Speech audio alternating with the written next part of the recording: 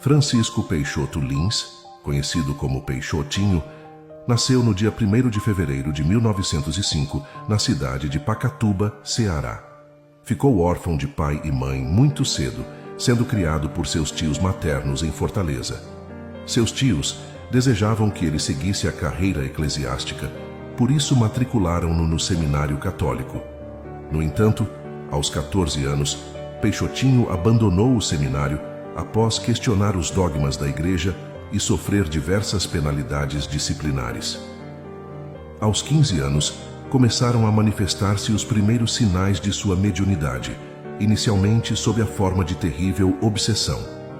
Envolvido por espíritos menos esclarecidos, era tomado de estranha força física, tornando-se capaz de lutar e vencer vários homens, apesar de ter menos de 18 anos e ser fisicamente franzino. Esse estado anômalo acontecia a toda hora, e Peixotinho, temendo consequências mais graves, resolveu não mais sair de casa. Em um episódio intenso, ficou em estado cataléptico por cerca de 20 horas, quase sendo dado como morto pelos familiares. Pouco tempo depois, sofreu uma paralisia que o deixou acamado por 6 meses. Durante esse período, um vizinho espírita pediu permissão para aplicar passes, preces, evangelho no lar e água fluidificada. Em menos de um mês, Peixotinho começou a apresentar uma melhora significativa.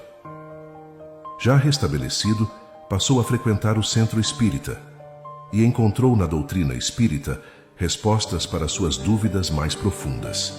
Sob a orientação de Viana de Carvalho, iniciou seu desenvolvimento mediúnico e tornou-se um dos mais famosos médiuns de materialização e efeitos físicos.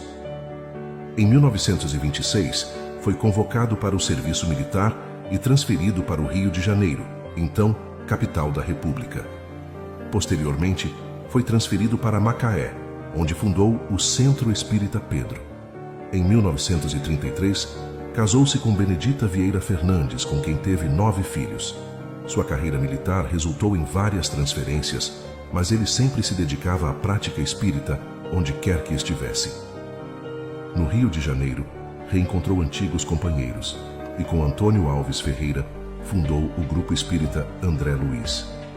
Em 1948, conheceu pessoalmente Chico Xavier em Pedro Leopoldo, participando de várias sessões de materialização e assistência aos enfermos. Em 1949, mudou-se definitivamente para a cidade de Campos, onde fundou o Grupo Espírita Araci, em homenagem ao seu guia espiritual.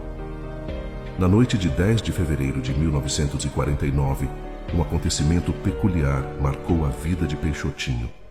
Ele e mais 2 pessoas chegaram a Belo Horizonte vindos do Rio de Janeiro, mas perderam o trem que os levaria a Pedro Leopoldo para se encontrarem com Chico Xavier. Seguindo as orientações de Rafael Ranieri, o trio se dirigiu à casa do confrade Jair Soares, no bairro Santa Teresa, conhecida como a Pensão da Fraternidade.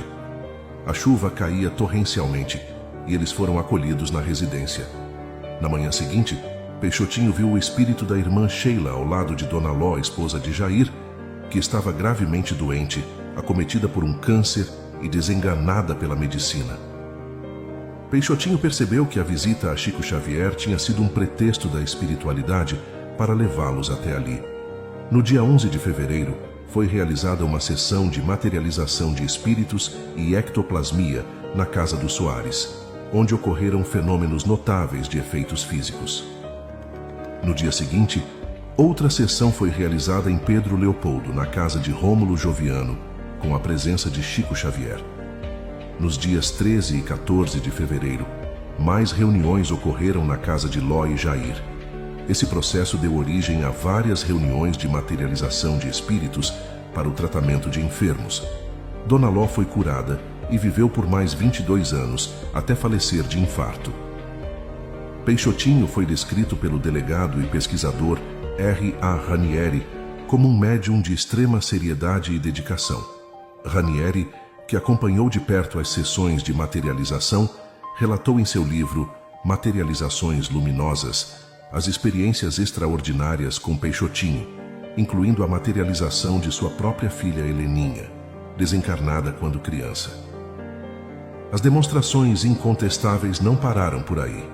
Moldagem de mãos, pés e rostos em parafina, com as linhas idênticas dos espíritos quando encarnados.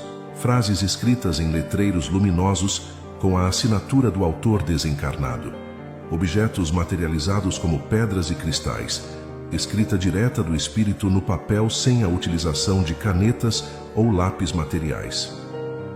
Vale lembrar que nessas reuniões foram tiradas fotos de espíritos materializados e todas receberam autenticação de próprio punho de Francisco Cândido Xavier. Tantos foram os fatos surpreendentes que Ranieri acompanhou, que tempos depois resolveu passar a anotá-los para publicar um livro. Para isso, pediu permissão à espiritualidade e a autorização foi concedida, inclusive pela famosa enfermeira alemã Sheila, sempre presente nos trabalhos. Assim foi publicada pela editora FESP a obra Materializações Luminosas, que se tornou uma referência em pesquisas sobre o fenômeno da materialização. Ao longo de sua vida, Peixotinho enfrentou broncopneumonia e diversas calúnias, mas sempre manteve sua fé e compromisso com a prática espírita. Desencarnou em 16 de junho de 1966, na cidade de Campos, deixando um legado de dedicação e exemplo no trabalho espiritual.